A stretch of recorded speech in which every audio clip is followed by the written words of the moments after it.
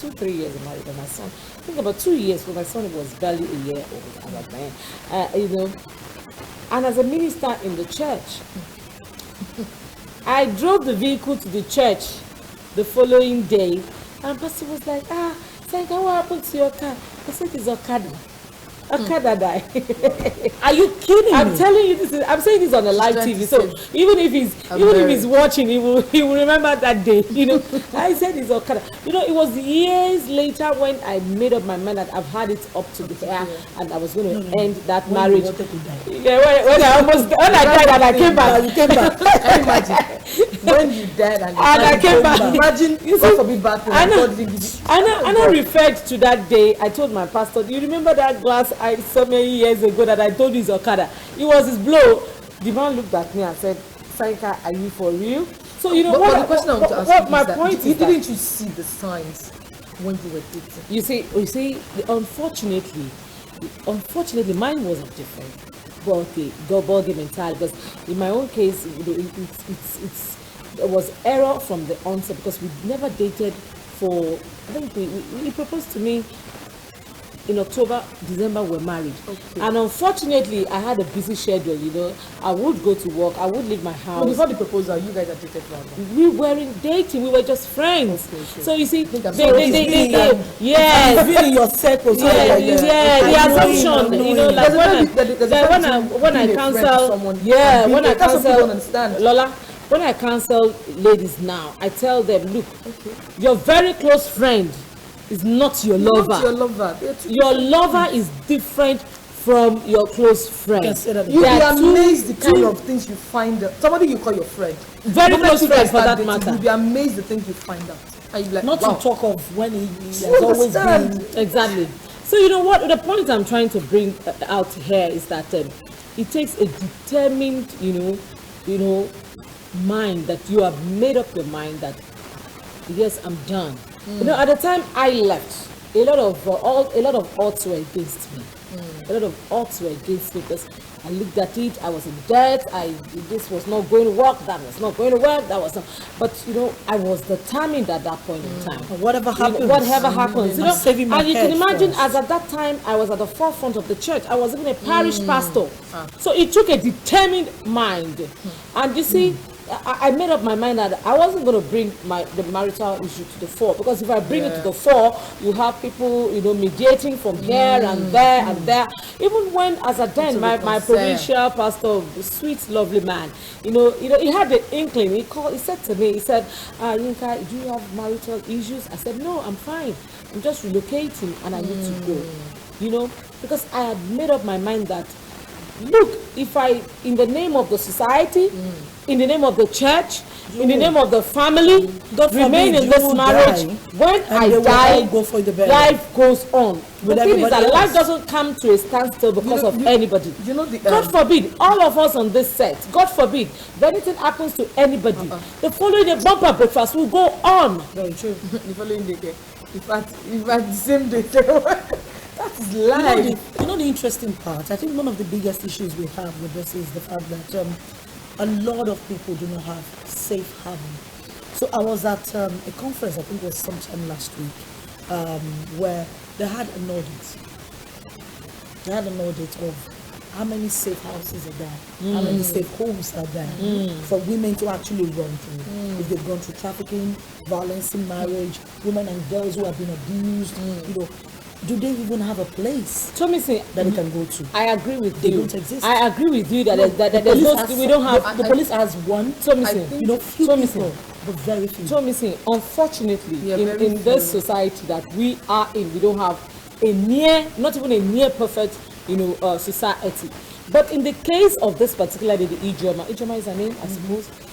In her case, Tomisin, she's a medical doctor for crying out loud. She doesn't have an excuse. She's a medical doctor for crying out loud. I absolutely agree with you. Look, you see, she doesn't have an excuse. At the time I left, I didn't have a house. I didn't know where I was going to. So you just had to. I just had to run for my life, because you knew that your life is when you're still alive. That today, by the grace of God, I'm a broadcast journalist because I'm still alive. If I died 10 years ago, my children would have moved on. Definitely. So that's the fact. So she, in her case, she doesn't have an excuse, and that's why I try to employ every woman, no matter how small, no matter how little, have something doing. Yeah. And I think because that's the fear of most of the average woman. They feel that the world will come to an end. They feel that when we cater for these children, they feel that, Yes, I want to say. But in her own case, I really don't understand. I think that she also should be examined mentally. True. Because I really don't understand why she wants to remain. It could be family pressure. There's this. Okay, let me shock you. Let me amaze you. Stockholm, yes. When you find yourself in a situation that is unpleasant and you want to stay and you remain in that there. situation, you remain there because you simply feel like it really doesn't matter. You see, at times our society. Let me. There's no option. Let me. And then you also said, like you also mentioned earlier, that there is no uniform referral mechanism or guidelines existing within the state, and then that the National Monitoring Center that is domiciled with NAPTIP does exist. However, the awareness and access of this existence is limited, especially to the CSOs, safe homes, and shelters. Then we also found out from the research work that there exists an interagency referral pathway that was developed by Cleen and my ex, that's the Ministry of Youth and Social Development, that is domiciled to the Ministry of Youth and Social Development. But this existence is also very limited. The extent of this interagency and the referral mechanism is also very limited. I think it was only CPN that mentioned that. We have carried out a research in Lagos where we try to assess the safe homes, the shelters that are being provided for people who might have been victims of trafficking in Lagos. We want to see the quality and the services that are being provided in those places. We are aware that multiple actors are providing the services in terms of civil society organizations, human rights group, NAPTIP, the Nigerian Police Force, NSCDC, and other organizations. So we want to ascertain the extent to which they are complying with basic standard and what is the experiences of the people that are making use of the services that are being provided in those places. It is specifically for victims of trafficking. And then, these are vulnerable groups. We want to know the extent to which those homes, those shelters are meeting up with national and global standards. Church say, what will the society say? What will my family say? That is exactly why What will they say when you're dead? Do you know? I think it has come to the point where every organization that we own, that we have, must go ahead and look for safe haven for the women. You may not have, you may not have had the determination, but if somebody had given you the opportunity to know that, there is a place in your church. I like the fact that rather than wanting to reconcile, they had said, peradventure you're suffering from social, you can always come to. So we say the church will come in with the mentalities that to say like if we do this, we are going to be encouraging divorce. In Nigeria, we like to spiritualize everything. Please, any small thing, go to the church. I'm not against prayers. I'm not against pray about church. it. Yeah. But stuff like this goes beyond spirituality. This is something that you need professional help. You need a psychologist. You need a psychiatrist. You need. Now brings me to a question. Yinka Kebi, do you think that prayers can make such a person Jew? I don't want to say. Tomisin. Maybe you should go. Maybe you should say professional while you pray. Don't put me on the spot. Don't just put me on the spot. Because you are the pastor. Before the ministers in my church will come and say, see what you are saying on air. Please, jokes apart. What's her name of blessed memory? Bimbo the choir. Yes. Of blessed memory. She said, look, if that marriage is a threat to your life, run for your life. After running, when you get to where you are safe, start praying for that marriage. Bless you. And that is why, honestly, that's why I do not understand this idea of keeping women perpetually down. You do not give them the opportunity, which was why what Governor Samuel Otom did for me was wrong on so many levels. I'm sorry. Honestly, I would have It was thought. just wrong on so many I would have levels. thought You that didn't give her a safe haven. Exactly. You didn't extract her from the house where she's been abused. That was just a You didn't primitive save way the of- child and the baby and the children. But also a who are primitive way learning. of solving things. Just he It's just so did it. absurd. He just did it in such a way fact, that the husband the needs help. layman on the street, what the wife layman needs on the street help. would just have What done. have you done And just to get shocks them me. help? No, but just shocks me to see the kind of mentality our people have. But especially when why- it comes to the issue of violence against women. No wonder we are paying lip service to the matter. No wonder we are seen to not be really serious about this matter. You see, there are so many things that you see around that tells you, see, if my pastor says to me, if I tell my pastor, I'm having psychological issues in this marriage, I need to save myself. I need a break. I need a a space. And my pastor says to me, sister, let us pray more about it. Endure some more. From me, I go to church. Because instantly, my well-being, my mental well-being, my psychological well-being, my emotional health is not important to you. To save your face seems to be much more important. If I say to my father, this man is abusing me, and you say to me, endure, iyale okoni, I disown you. Straight up. Sincerely, I just disown you. But you know, aside from that, I like delete the you. fact that Morala, let's bring in our guest. Okay. Let's bring in our guest. We have a guest in the studio this morning. Another woman joins us. And let's see if we can empower the voice of women. Remember I said that earlier. One of the biggest issues that we have, they don't have a safe haven, they don't have safe homes, and sometimes they do not just have the voices to ever say, this is what they're going through. Let's have this guest join us and let's talk as women.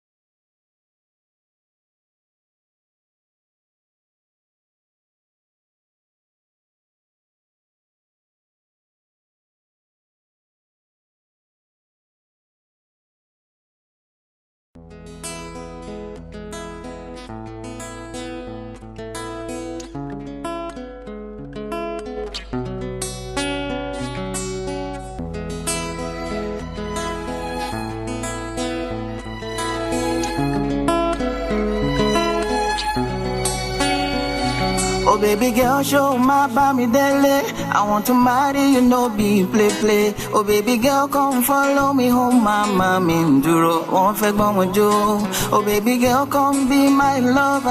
I wanna care for you, yes, forever. Oh baby girl, you are my sugar banana, pretty nana, baby, oh, back for me.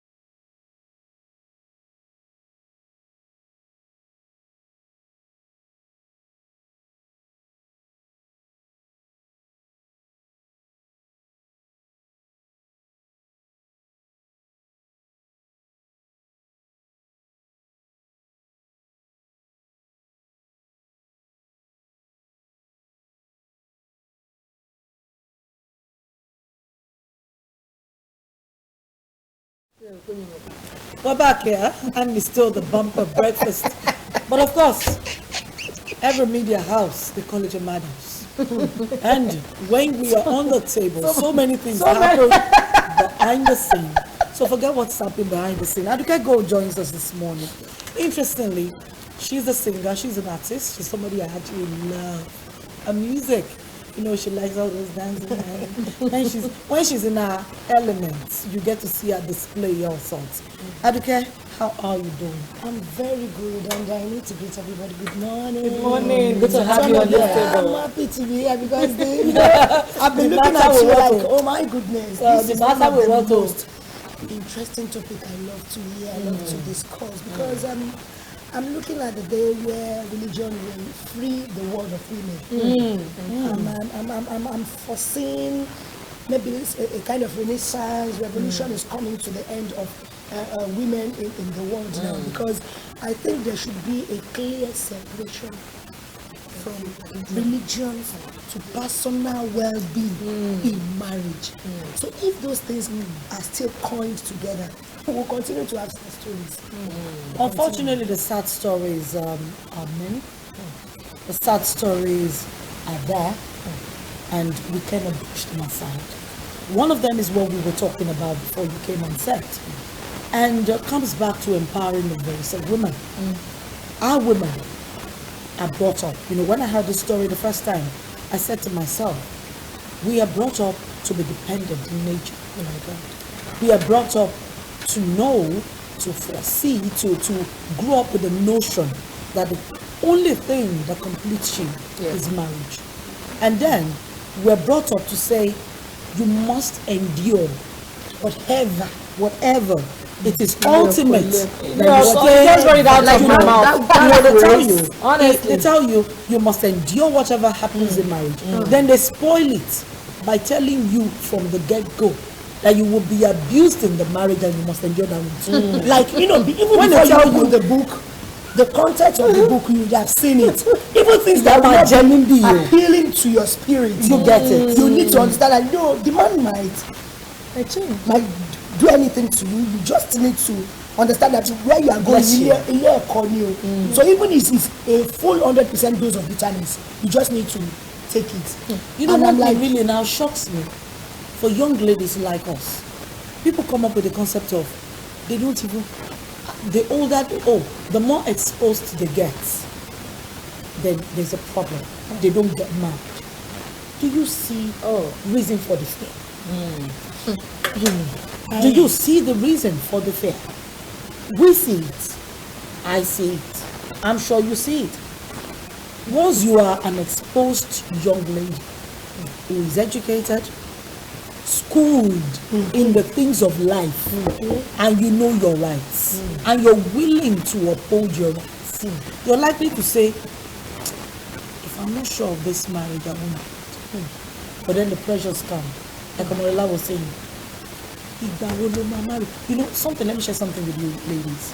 Just before I got married, about a year or two before I got married, my father was always coming to my house in a boat. And whenever he comes to discuss the concept of why have you not accepted this man that I've recommended for you, you know, the man has been taking things to my father's house. And then there was another one that came in from the US. And that one was calling my parents and all that.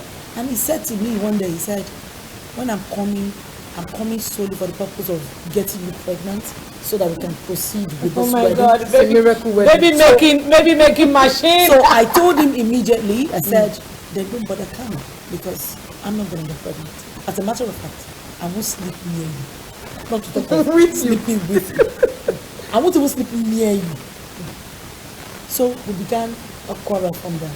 His pastor called me from the US. They were talking, and I said, Madam, I'm sorry. Like, is the pastor from the US trying to help him to sleep with you? So I told the woman, the pastor and his wife, both of them were in a conference call. I said, I'm sorry, if I were your daughter or your sister, would you tell me to go ahead? She said, my sister, I'm sorry, me too, I would have said no. I said, good for you. Then my father and I went ahead. 7 days, every day morning, my father would send me a text message. You are the first seed of my loins. And then when he's done, he will now say, if you do not listen to the voice of your parents, he will now join it. My father was a pastor. He will now join it in one course from the Bible. You know, when he's done, I look at it and I just say, good morning, Dad. For 7 months, there was no mental torture that was more than that. Then one day I called my father. I said, Daddy, would you come to Ajoke? We're going to Lagos. Could you branch? He said he can't get to my house. It was going to be very late. We met at Lega Junction. Those who know about it very well. I came to the junction and I called him and he dropped from the car. And I said, Daddy, I'll give you permission to do so. Because you see, I said, I told you to go and pray about this. Did you get a yes? He said no. I said, okay, since you didn't get a yes, why are you mounting pressure on me? Feel free not to come to my house again. As a matter of fact, you're not paying my rent. Don't come again, no. You know, my father thought it was a joke. He thought it was a joke because we were really close. Like, we were being very close to my dad. So he found it very difficult to understand. I have issues with this. Why the pressure? I have issues with this. Have you prayed about it? Did you get it? Yes. What's about coming to Those who are having issues in their marriages, They didn't get it. None of the above. Or all of the above. All of the above. That's the problem. All or none of the above. Because you know, I said it earlier. Religion. I don't want to either go to either Christians or Islam, but religion, you know, religion came with some things that we should do some unlearning and some relearning. I'm telling you, okay, my daddy, did you pray about it?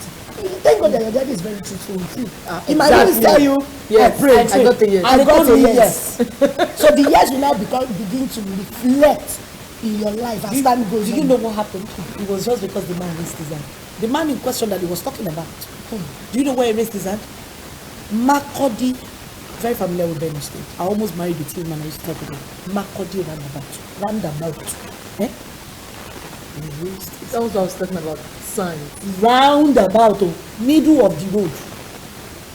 Let me shock you, he was a medical doctor. You see, the religion, society, then at times self-confidence.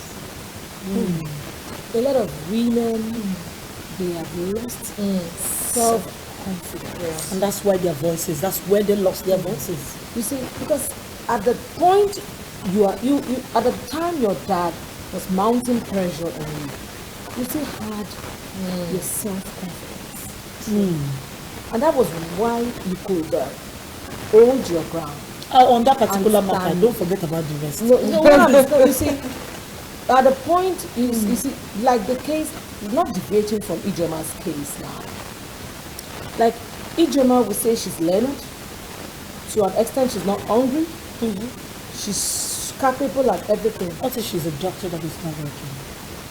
I think she's working. She's working. She's working. She's working.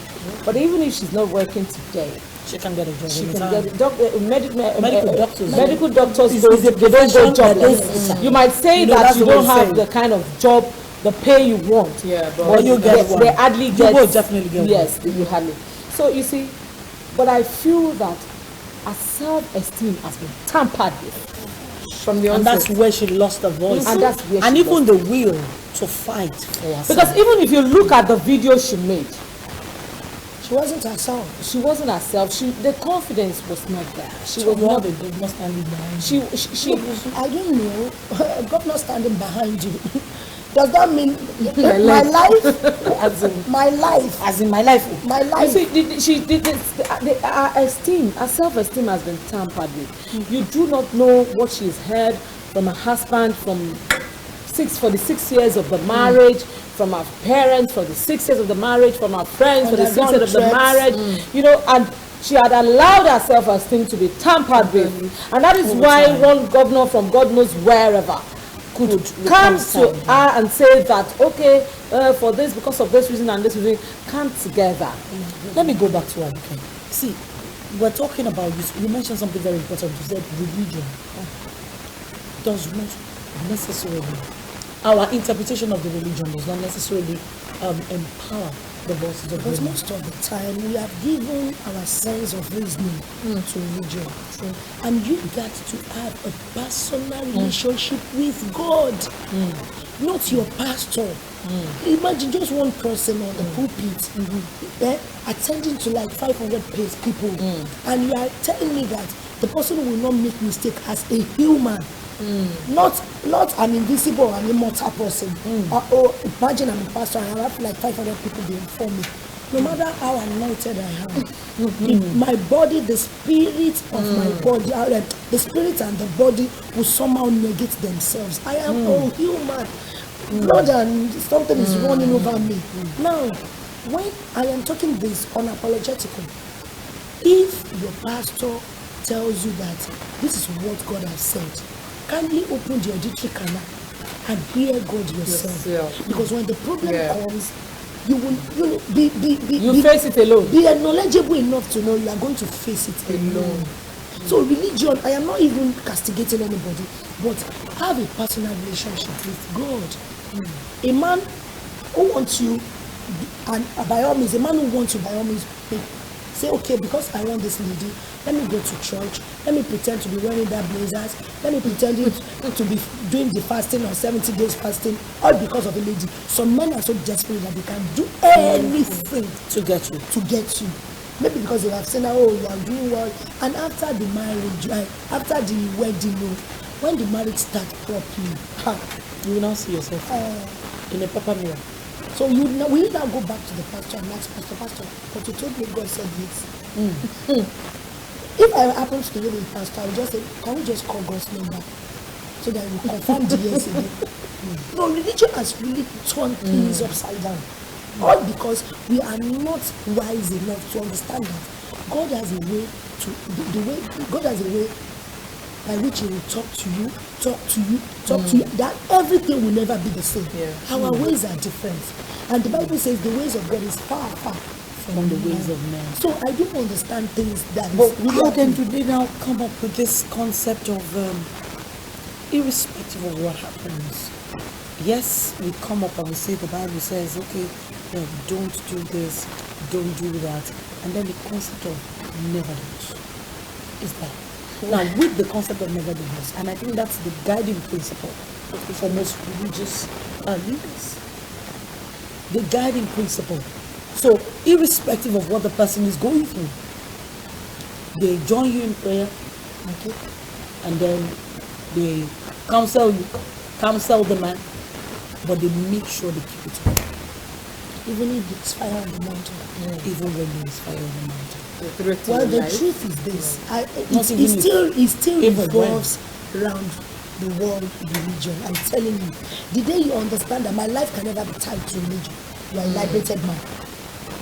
Because, like my mom said, your self-confidence will be tied to religion too. Because, what will my mommy say? What will my pastor say? What will the head of the coordinator? What will till you get to 6 feet? What will everybody say? You understand? So until the day you understand that there is a clear and crystal difference between my life, my well-being, my emotional stability, my holistical well-being as a human. If I can draw a line between this and my religion, then a very cordial relationship between me and my God. That is when you will understand that when you are passing some boundaries in my life, I need to voice out. Until that happens, until I look beyond the coat of whatever I'm passing through, until I look beyond my church, until I look beyond, and there's a mystery that you don't need. All these religion personalities that we are talking about, they have this same problem. But they won't come out and tell you Because they are coping with it. Just don't go there, because that's a story for another day. Because they are coping with it. So because they are coping with it. So they understand it should be a coping syndrome. A lot of them are not even coping All of with us it. are coping A lot together. of them are dying in it. silence. Dying in So we should now silence. continue to be dying. All of us I know they will. alone on their own. No, I'm just sorry for that woman because this is another time bomb for her. Honestly, It's another time bomb. It's a The time only bomb. thing that I could have imagined the so-called government should have done is it's like, okay, madam, with all this that you've said, I think we should get you another apartment. We should get the children another apartment. Exactly. If the man get her a safe place. you know, so whenever the man is in his thing, maybe you should do it separately. When he feels like cohabitating with you, let him come. Let us feel the love time. And when the thing happens, let him block him out. You understand? But because now you ask him to go back to the same den Of the lion. that one way or the other, destiny have just protected and rescued her from. The second thing may not have a good end. Unfortunately, people who are like that sometimes are very vindictive. This kind of a thing, they will keep. You know when they say, my mother used to do something when we were growing up. When you offend mom, see you. A visitor came to the house. They were talking. She kept going there. Mommy to disturb. The mother will not be. She will tell you. She will use her eye. She will use leg. She will tap it. She will tap her hand. You did not listen to all the signs. Go back to your room. When it is midnight, that is when my mother will come and wake you. Oboko. She was supposed to record. I will teach you a call by force. When nobody. But now I think to rescue you. All eyes are on her now.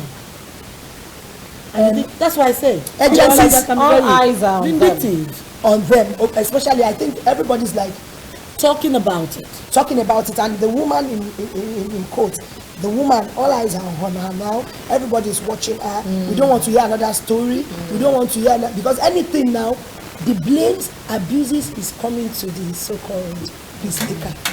You understand? Peacemaker will receive because sincerely, the peacemaker is going to be the person to be fired. So if anything happens to the woman again, so I don't get how they're going to do it. And you know, really, one last question before I begin to round off. Do you think people truly heal, or the right thing at the end of this question? Or do you think people truly heal from this kind of situation? Do they get to it? I think that's true. Healing for the mother, the woman who's been battered, healing for the children. I learned of a story. A woman sent me a story. For me, I will sing for you, do re mi so me. I will love you longer than the family. I will care for you more than care me. Baby, oh, for me, I will sing for you, do re mi so me. I will love you longer than the family. I will care for you more than care me. Baby, oh, for me, you want to come so new.